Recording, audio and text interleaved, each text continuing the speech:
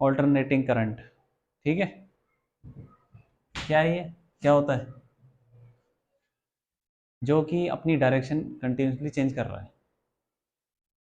जैसे बैटरी होती है, उसको किसी रेजिस्टेंस से जोड़ दो तो बैटरी एक ही डायरेक्शन में करंट फ्लो करवाती रहती है। ठीक, लेकिन ये क्या होता है, कभी इधर जा रहा है, कभी उधर जा रहा है, कभी आगे जा रहा है, कभी वापस आ रहा है। उसको बोलते हैं ऑल्टरनेटिंग करंट। ठीक है, तो हमें जो पढ़ने ना करंट, वो कौन से हैं? वो ये हैं, I equal to I not sine omega T. इस साइन की तरह चेंज होता है, साइन की वैल्यू भी तो प्लस माइनस होती है, तो वैसे ही करंट भी प्लस माइनस आगे पीछे उसकी डायरेक्शन चेंज होती रहेगी। और V equal to V not sine omega T. हमारे घर में जो बिजली आती है वो यही है, करंट ऐसे ही आता है, साइन की तरह चेंज हो रहा है, वोल्टेज भी ऐसी आती है। ठीक, पैदा कैसे होती है बाद में बताऊंगा एसी जनरेटर में। तो देखो यहाँ पे ये आई नॉट क्या है, मैक्सिमम मैक्सिमम करंट है। पूरे साइकिल में जितना भी करंट आ रहा है ये मैक्सिमम करंट है। तो वी नॉट क्या है, मैक्सिमम वोल्टेज। सही है कि नहीं? तो इसका ग्राफ भी अगर बनाए हम, कैसे बनेगा? कुछ ऐसा सा बनेगा, करंट ये हो गया, अरे लो,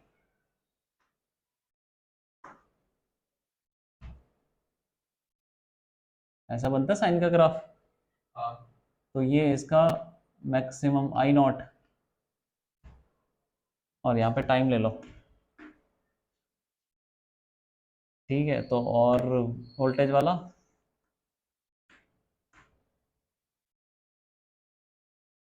ऐसे समझ लो, ये हो गया वी नॉट, ये टाइम हो गया। एक साइकिल का टाइम क्या होगा, एक साइकिल का टाइम है? हाँ, टाइम पीरियड क्या होगा, तुमने पढ़ा ना मैथ्स में, बताओ टाइम पीरियड क्या होगा उसका।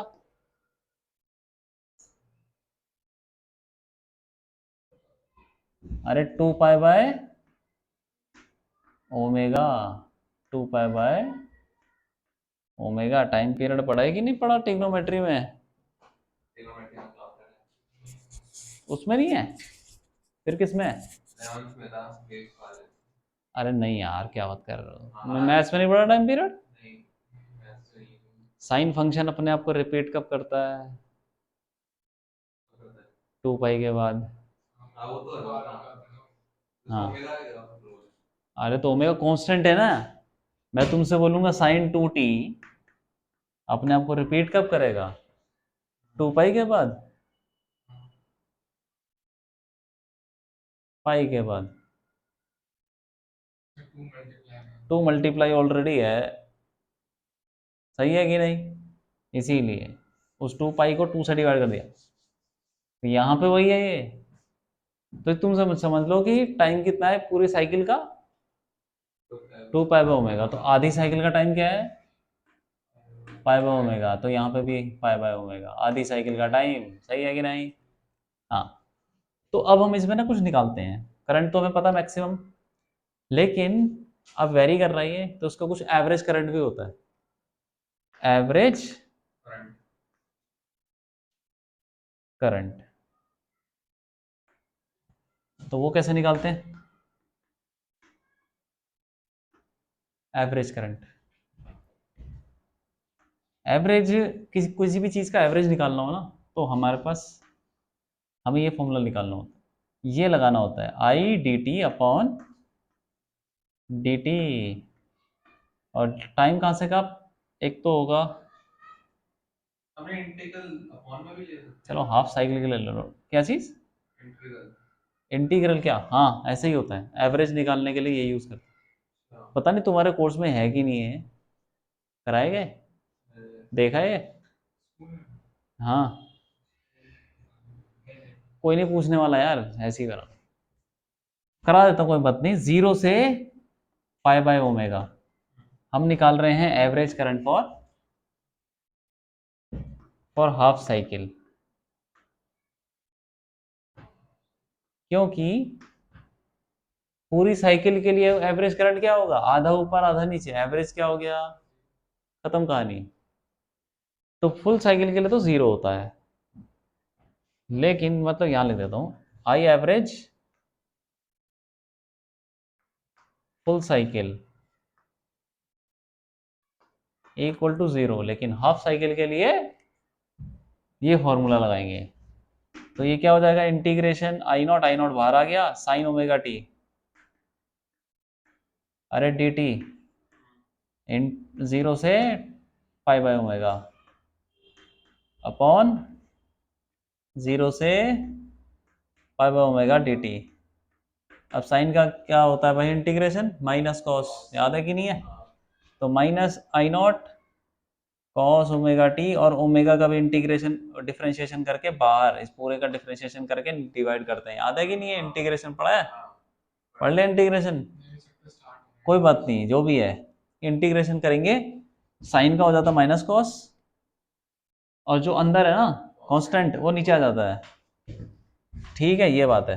और इस पे लिमिट लग जाएगी जीरो से pi by omega divided by क्या है ये, टाइम, डी टी का इंटीग्रेशन टी, उस पर लिमिट लगेगी जीरो से पाई बाय ओमेगा। अब आ जाओ इधर, इसको क्या करेंगे, आई एवरेज हाफ साइकिल के लिए निकाल रहे हैं, कितना हो गया, minus I not omega cos, cos में रखो जरा टाइम की, कितना हो जाएगा कॉस, अरे टाइम की जगह रखेंगे pi by omega, omega omega cut जाएगा, cos pi minus cos zero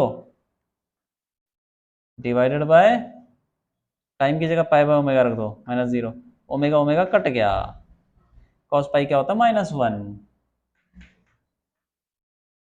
minus two, minus minus plus हो जाएगा, अपन पाई भी है, तो ये क्या हो जाएगा, two I not by pi, सही है कि नहीं। इंटीग्रेशन में तुमको ज्यादा घुसने की जरूरत नहीं, सबको पूछेगा भी नहीं, मतलब ऐसे ही करा दिया, ठीक है। सिमिलरली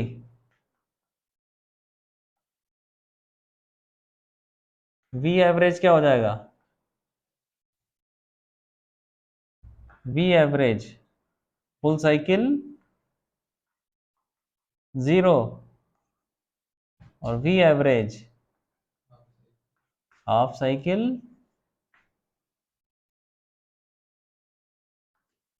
ऐसे ही फॉर्मूला आ जाएगा, बस आई नॉट की जगह वी नॉट आएगा, टू वी नॉट बाय, ये बात है, लिख डालो।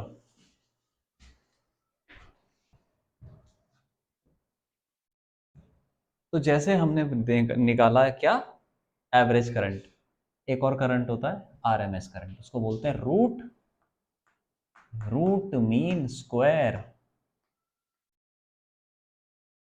मतलब शॉर्ट में आर एम एस, ये 11th में पढ़ा होगा तुमने काइनेटिक थ्योरी में, आरएमएस स्पीड, ये सब मॉलिक्यूल की।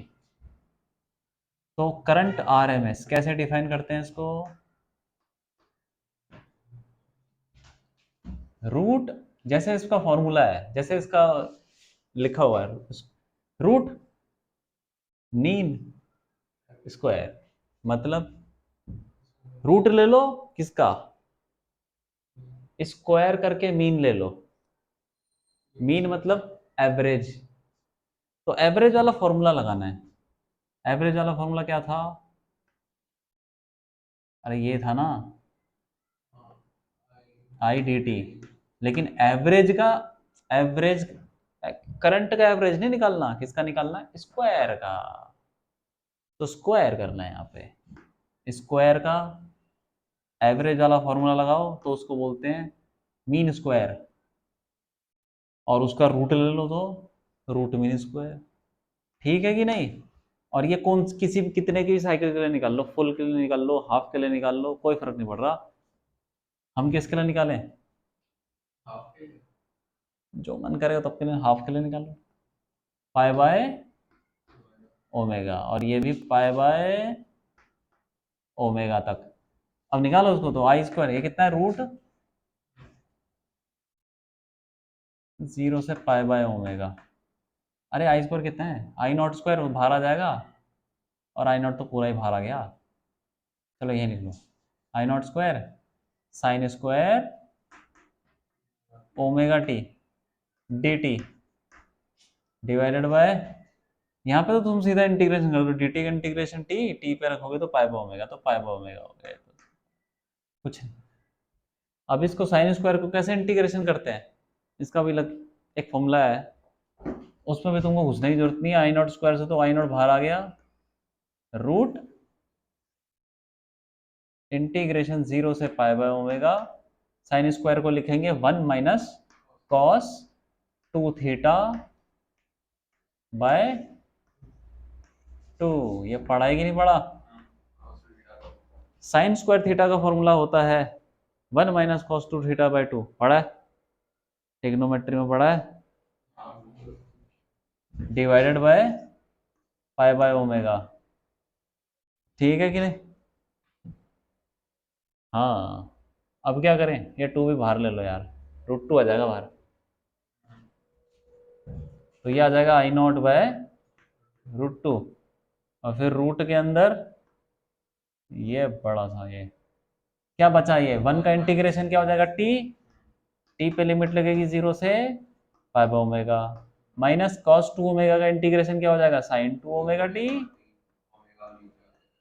2 ओमेगा नीचे आ जाएगा, और उस पर लिमिट लग जाएगी 0 से pi by omega divided by pi by omega. सही है कि नहीं? अब ध्यान से देखो, उसको लिमिट लगानी है, कितना हो जाएगा, यहाँ पाई बाय ओमेगा रखोगे क्या बचेगा, 2 पाई, 2 पाई साइन 2 पाई क्या होता है, 0, और 0 रखोगे तो वैसे ही 0, तो ये तो सिर्फ पूरा ही 0 हो जाएगा, ये पूरा 0, दोनों लिमिट रखोगे। अब बचा क्या, ये बचा देखो, आई नॉट बाय रूट 2, रूट इस पे लिमिट लगाओ पाई बाय ओमेगा, और एक पाई बाय ओमेगा ऑलरेडी नीचे है, ये सब कट गया, बच गया, आंसर आ गया आई नॉट बाय, ये आ रहा है। सिमिलरली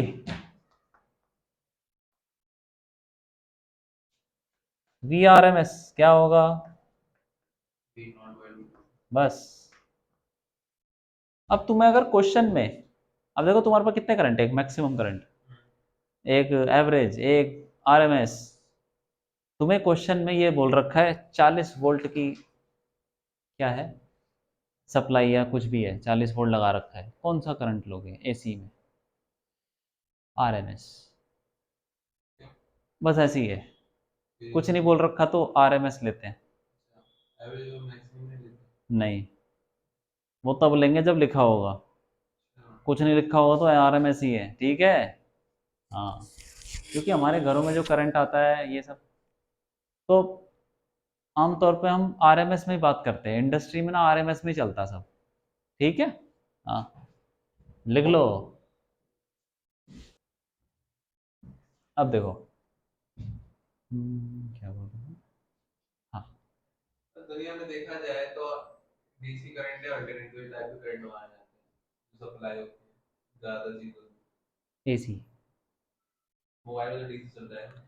डीसी चलता है, लेकिन यार एक बार बताओ, लाओगे कहाँ से, पंखा कैसे चलाओगे? नहीं, मैं आपसे मोबाइल की बात कर रहा हूँ। हाँ, मोबाइल तो कितने 100 में कितने परसेंट होगा? लेकिन तुम बैटरी लेके घूमते तो नहीं हो ना, मोबाइल भी चार्ज कैसे करते हैं, इन्वर्टर पे तो एसी से, एसी से। इन्वर्टर तो डीसी से चलेगा, वो पूरे उसको सप्लाई कर रहा है। इन्वर्टर तो बैटरी है, हाँ।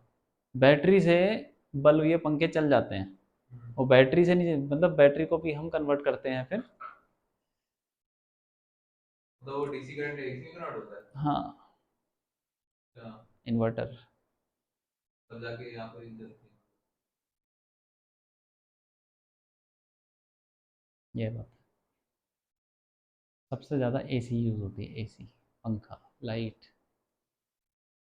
ये जो हमारा मोबाइल है, ये है कितने वोल्ट का होगा, 15-20 इसने वोल्ट पे ले लेता होगा, तो हमारे घर में आ रही है 220 वोल्ट, उसको चेंज करना पड़ता है, तो डब्बा होता है ना, वो चेंज करता है,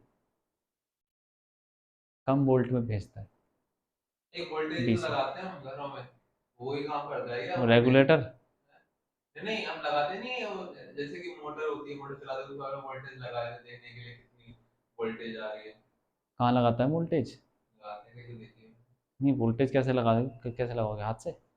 नहीं, वो मतलब मीटर सा होता है ना, अच्छा, मीटर में चेक करने का कितनी वोल्टेज आ रही होती है। वो तो इलेक्ट्रिशियन लोग लेके घूमते हैं, अच्छा। वो वोल्टेज चेक करने के लिए। ठीक है, हम्म। तो ठीक है, अब देखो, अब हम पढ़ते हैं एसी सर्किट। अब सर्किट आ गया, कैसे सर्किट में करंट फ्लो होता है, क्या क्या होता है, बहुत सारी चीजें हैं। तो इसमें पढ़ते हैं प्योर रेजिस्टिव सर्किट। मतलब क्या हुआ? ऐसा सर्किट जिसमें सिर्फ रेजिस्टेंस है और कुछ नहीं है। तो रेजिस्टेंस लगा दो आर, और इससे हमने एसी का साइन है ये सिंबल, बैटरी लगा देते ना हम यहाँ पे, हाँ। तो अब एसी। ठीक, अब इसमें करंट जा रहा है। सपोज तुमने सप्लाई लगाई, सप्लाई मतलब वोल्टेज लगा दी, V equal to V not sine omega T. तो यहाँ पे करंट क्या जाएगा? ओम्स लॉ लगा लो सीधा, V equal to I R. तो V की जगह अब R नहीं चलेगा, I equal to V by R. तो यहाँ पे V की जगह V not sine omega T, तो अपॉन आर। सही कि नहीं? तो इसको क्या बोलेंगे हम? अरे आई नॉट, मैक्सिमम करंट हाँ। Sine omega T. ठीक है कि नहीं? तो कुछ नहीं है, सिंपल है, बहुत सिंपल सी चीज है। तो हम स्लो में नोटिस के बराबर होता है भी नोट आया। और ये तो होता ही है ना ओम्स लॉ यार। हाँ। हाँ फिर, वही। है क्या हो गया? सेम है ना, पहले लिखवाया था स्टार्टिंग हाँ सेम है, सेम है, लेकिन एक डिफरेंस देखो, अब मैं बताता हूँ और क्या है। फेज डायग्राम, में। फेज डायग्राम इंपॉर्टेंट है। कैसे?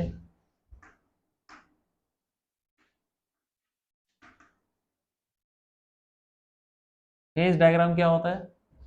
वो डायग्राम जो इनके, फेज का मतलब क्या होता है? Angle.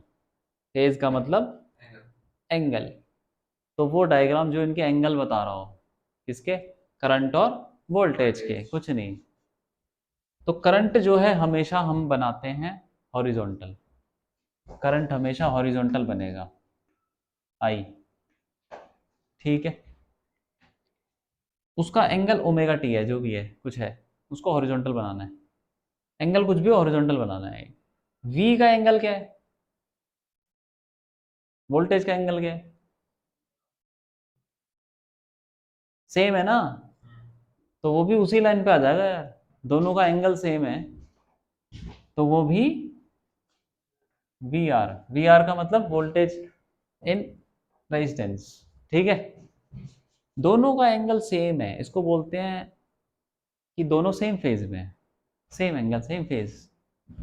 Current and voltage are in same phase. Phase का मतलब एंगल समझ लो,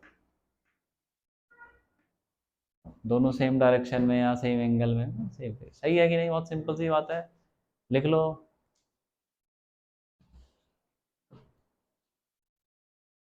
अभी करते हैं प्योर, कौन सा सर्किट? Capacitive circuit. रेजिस्टिव कहाँ से है? रेजिस्टिव तो हो गया। इसमें अब इस इसमें कैपेस, रेजिस्टेंस काम क्या करेगा? काम क्या करेगा? अल्टरनेटिंग लगा दिया, सप्लाई कर दिया मैं करंट को। एक बार बताओ, ऐसी कौन सी चीज है जिसमें रेजिस्टेंस नहीं होता? नहीं, वो तो बल्ब, बात सही पंखा। है, लेकिन तो उसका ये यूज, अच्छा वही यूज यूज, करेंगे क्या? रेजिस्टेंस का यूज नहीं होता। रेजिस्टेंस तो हम मजबूरी में लेना पड़ता है, हम चाहते थोड़ी रेजिस्टेंस, नहीं, मजबूरी ये में मैं आता कह है। रहा हूँ, ये सर्किट कहाँ होगा? कौन सा सर्किट? ये जो सर्किट बताया। Pure resistive circuit. हाँ, बल्ब लगा दो, उसमें ही होगा ये। और क्या, एक बल्ब ले लो, उससे एसी जोड़ दो, या घुसेड़ दो यहाँ, बल्ब से दो तारे निकालो, घुसेड़ो, 220 की वोल्ट सप्लाई आ रही है, बल्ब जल रहा है, प्योर रेजिस्टिव। तो फूट जाएगा ना? क्यों फूट जाएगा? तो अब उसकी तुम वहां नहीं जोड़ते क्या होल्डर पे, तो फूट जाता है। अरे वो तो ये भी तो डिपेंड करता है कि वो मतलब बल्ब कितनी एनर्जी गिव कर कितनी क्या सकता है। एनर्जी बाजार से खरीद के लाओगे, 0 वाट 10 वाट 50 वाट, फूट जाते हैं क्या वो, जलते हैं ना। देखिए पहले तो पूछते थे। पहले अरे फूटते तो वैसे थे, तो फ्लक्चुएशन हो गया इसीलिए। टाइम क्या हो रहा है? ठीक है।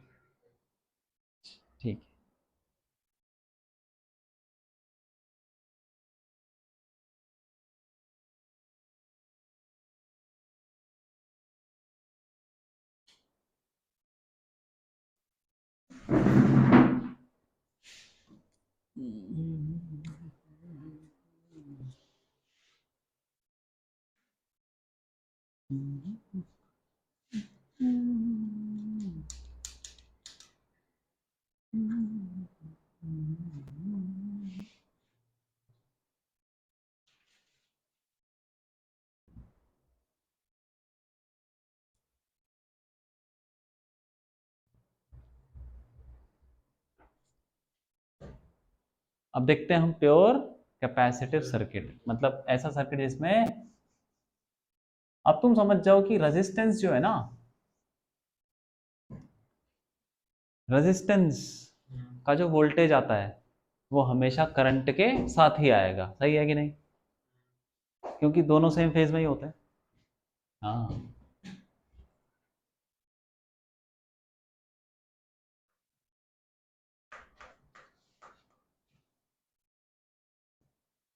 प्योर कैपेसिटिव सर्किट मतलब सिर्फ कैपेसिटर लगा रखा है,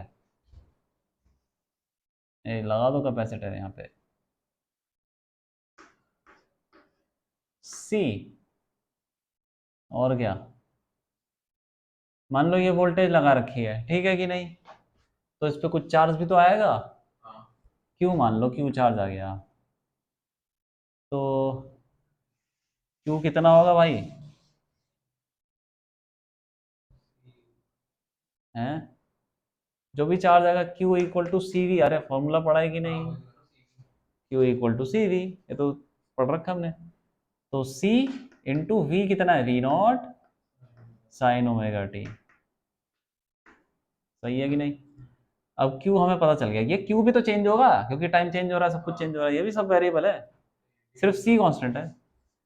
अब आई करंट क्या होगा जो उसमें फ्लो कर रहा होगा, I D Q by D T, क्यों पता है कि नहीं, यही होता है फॉर्मूला करंट का, इसको डिफरेंशिएट कर दो, सी वी नॉट तो कांस्टेंट है, ये हो गया, अब इसको करोगे तो क्या आएगा, कॉस ओमेगा टी, ओमेगा हमारा जाएगा। ओमेगा बाहर आ गया इधर, सही है कि नहीं, ये आ गया भाई करंट। अब इसको हम ऐसे लिखते हैं, चलो थोड़ा सही तरीके से लिखेंगे, टाइम भी तो लगाएंगे नहीं, ड्यूटी कर रहे हैं। कहाँ लगाएंगे टाइम, तो डी क्यू क्या करा ना, वो तो डिफरेंशिएशन है, डी क्यू इसका डिफरेंशिएशन क्या है, D Q by D T क्या आ जाएगा, अरे D Q by D T सीधा ये आ जाएगा यार, ऐसे थोड़ी। कैसे होता फिर, अरे y equal to 5 sin 2x, क्या होगा इसका differentiation, D Y by D X लिखोगे कि कुछ और ही लिखोगे, अच्छा समझ गए। क्यों, यहाँ तो D Q by D T समझ लिखोगे, गया सब कुछ। ठीक है, ठीक है, रेस्पेक्ट हो रहा है। टी के रिस्पेक्ट में कर रहे हैं यार, और क्या कर रहे हैं, तो वी नॉट, इसको ऐसे लिखो, V not 1 upon C omega, लिख सकता हूँ, लिख सकता हूँ, हाँ, अच्छा ओमेगा मैंने बताया था क्या था, ओमेगा नहीं बताया ना, एंगल, हाँ सबसे शुरू में चले जाओ, सबसे शुरू में बिल्कुल पहले पेज पे ओमेगा लिख लो, omega is angular frequency, angular frequency है, ठीक है, किसकी, जो जैसे जो साइन फंक्शन चल रहा है जिससे करंट आ रहा है उसकी फ्रीक्वेंसी, हाँ, तो ये देखो हम ऐसे लिख सकते हैं, V naught upon 1 upon C omega, cos omega T को लिख सकते हैं sine omega T plus pi by 2 लिख सकता हूँ, हाँ क्योंकि sine 90 plus theta cos theta ही होता है, सही है कि नहीं। अब यहां से ध्यान से देखो, आई इक्वल टू, ये क्या चीज है, मैक्सिमम करंट आई नॉट क्या हो जाएगा, मतलब ऐसे लिख लो, I equal to I not sine, अरे ओमेगा टी प्लस 5/2, सही है कि नहीं। अब यहां पे हम लिख सकते हैं आई नॉट की वैल्यू क्या है, I naught equal to V naught upon 1/c omega, ठीक है। और हम ओम्स लॉ को याद करें तो उससे क्या होता है, I equal to V by R, I equal to V by, लेकिन ये रेजिस्टेंस नहीं है, इसका नाम अलग, उसको रेजिस्टेंस नहीं बोलेंगे हम, रेजिस्टेंस जैसा कुछ है ये 1/c ओमेगा कुछ रेजिस्टेंस जैसा है, लेकिन रेजिस्टेंस नहीं है, तो इसका नाम अलग है, क्या है अलग, उसको बोलेंगे कैपेसिटिव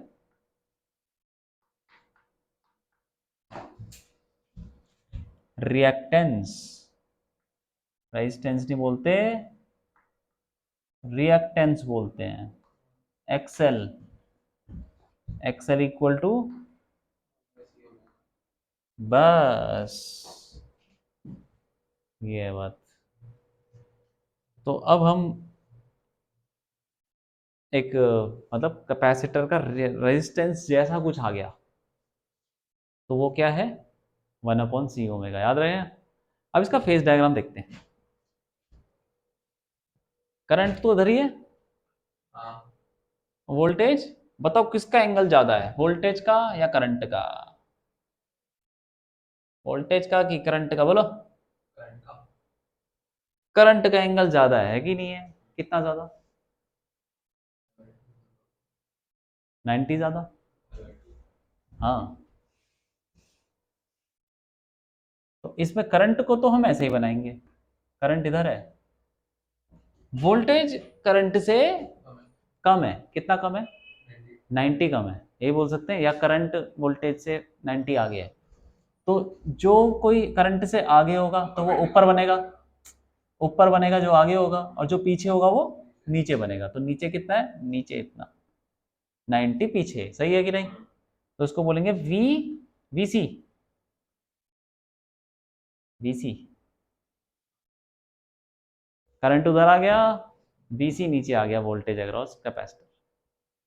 तो इसमें हम ये लिखेंगे कि कैपेसिटर या फिर करंट, करंट आगे चल रहा है, आगे है ना करंट, तो current leads, current leads voltage by π/2, 90 degree π/2, phase diagram, ठीक है कि नहीं, हाँ ये है करंट का फेज, 90 आगे है, 90 डिग्री π/2 आगे चल रहा है, लिख लो। तो मैं एक बार यहाँ से बता दूँ, हाँ कहाँ से, ये dq/dt के नीचे है। अरे क्यों दे रखा है ये, अरे मुझे वो 1/c ओमेगा नीचे क्यों आया, क्यों आया, हाँ ये आ गया, हाँ तो हमने एक रिएक्टेंस निकालने के लिए वी नॉट अपॉन कुछ करना पड़ेगा ना, इसको थोड़ा सिंप्लीफाई करने के लिए सी ओमेगा वापस ऊपर चला जाएगा, वही बन जाएगा, तो मैं इसको ऐसे भी तो लिख सकता हूँ, अच्छा फॉर्म बना दी, बस हाँ उसको नीचे ले गया मैं ऐसे करके, कुछ नहीं किया, ठीक है, ठीक हाँ।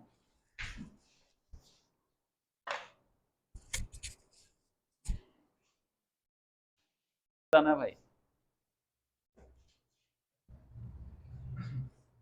अब है प्योर इंडक्टिव सर्किट, अब हम लगाएंगे इंडक्टर, मतलब वो सोलेनॉइड, ठीक है, हाँ उसको इंडक्टर बोलते हैं,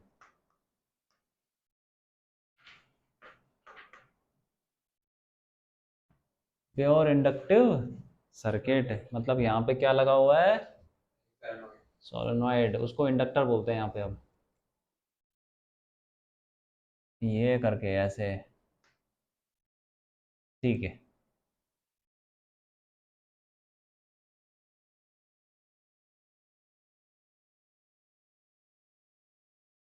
हटा यार, तो इंडक्टिव यही होता है ना कि दूसरी वजह से एक ही चीज में करंट आ जाना, इंड्यूस इंडक्टेंस, वही तो होता है। अपने ही अंदर करंट चेंज होने से, अपने ही अंदर फ्लक्स चेंज होने से करंट पैदा हो जाना, इंड्यूस में पैदा हो जाना, ठीक है, उसको बोलते हैं। अब देखो यहाँ पे,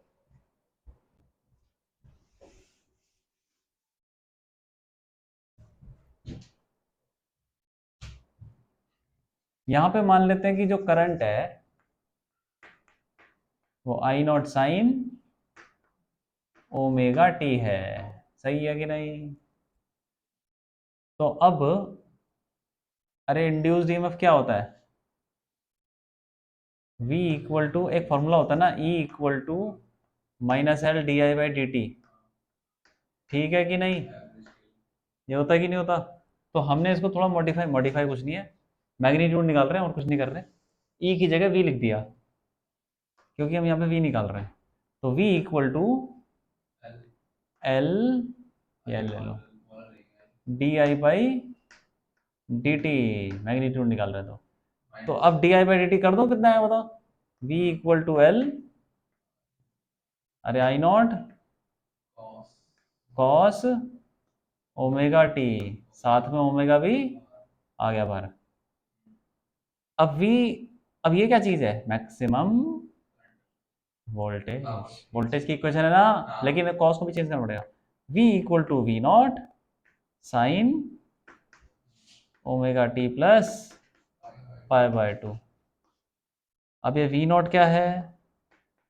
अरे एल ओमेगा आई नॉट, तो ये ओम्स लॉ की तरह देखो, V equal to I R, तो ये बन जाएगा एक रेजिस्टेंस जैसा कुछ,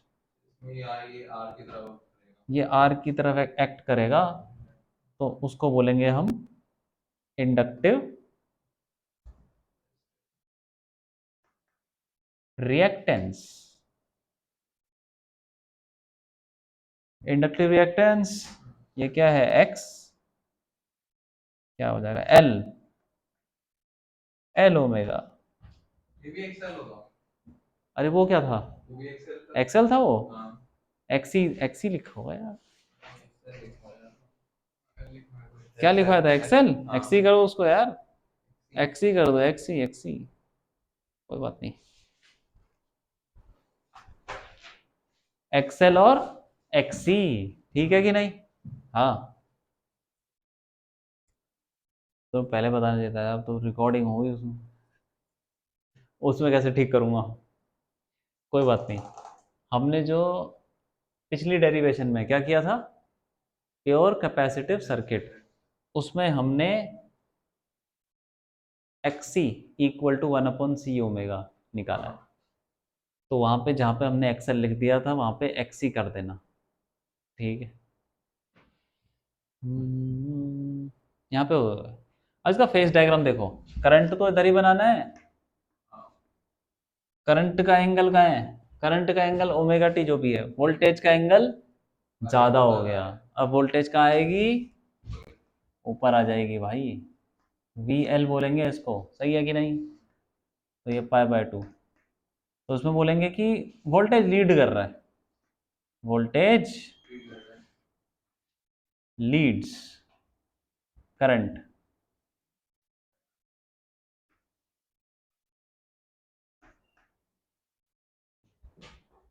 ये है कहानी, हो गया बस, लिख लो।